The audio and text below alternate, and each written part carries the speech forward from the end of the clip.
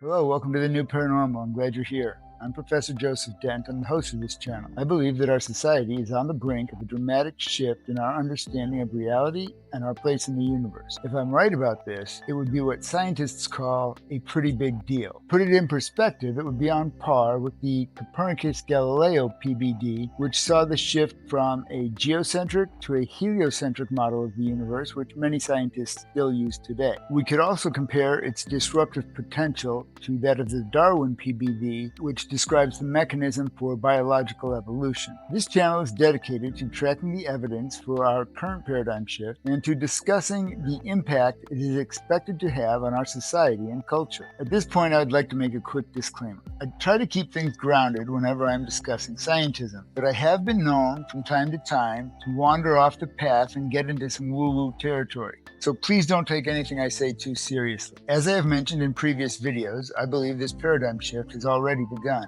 And today we're going to take a look at a document which I think very clearly supports this claim. That document is the Manifesto for a Post-Materialist Science. I'll put a link in the descript down below for anyone who wants to take a look at it.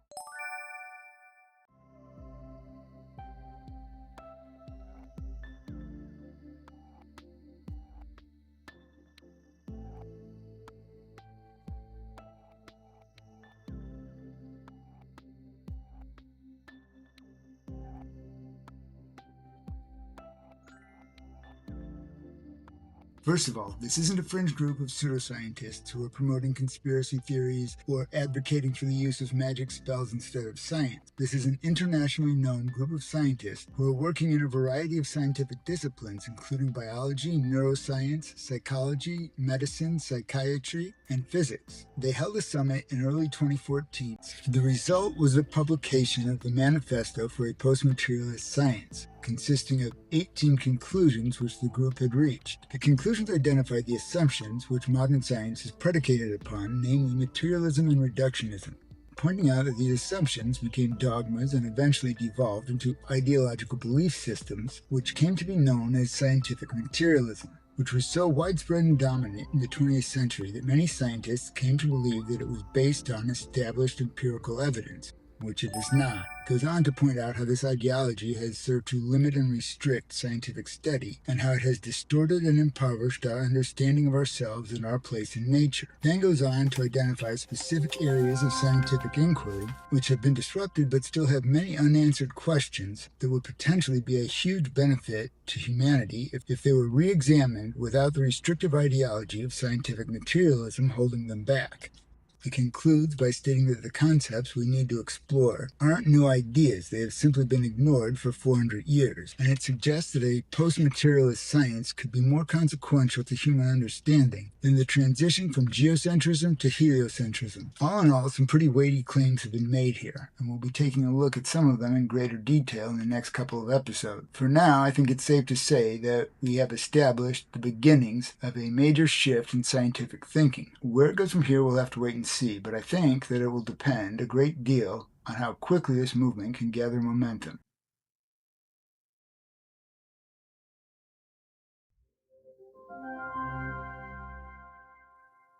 I think it's worth noting that scientific materialism is a rather unusual way of viewing reality in the universe. Every civilization in recorded history, from indigenous tribes to the world's great empires, have all understood that consciousness and the subjective experience are a necessary part of complete understanding of reality. It is only within the last 400 years or so of Western civilization that humans have tried to remove the conscious experience from an understanding of reality. To be fair, it does make it quite a bit easier to understand certain concepts and to represent them mathematically, which has allowed us rapid technological development on a scale never before seen, all of which is well and good, although some would argue that our technologies have created more problems than they've solved. And to be fair, technology isn't necessarily about solving problems so much as it's about driving economic growth. But that's a discussion for another day. Either way, removing consciousness from the equation may enable rapid technological growth, but it in no way suggests a more complete understanding of the universe or reality. The fact that it limits the scope of scientific understanding is evident in the many subjective experiences and phenomena which modern science is incapable of even considering, let alone explaining.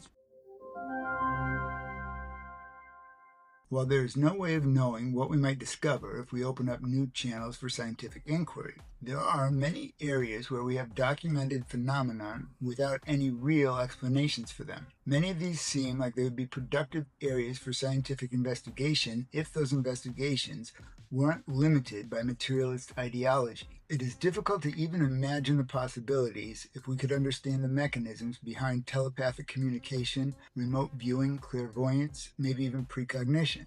I'm not going to speculate on it here, but many people have been suggesting that consciousness may hold the key to the UFO phenomenon. I'm not quite sure what to make of that, but I do know that there are thousands of well-documented cases of children who report having memories of previous lives, many of which have been verified and connected to specific individuals. Many of the children even have birthmarks or specific phobias corresponding to how the previous life ended. It is clear that something like reincarnation is happening here, and proper investigation could yield incredible insights to the nature of information, memory, consciousness, and even life itself.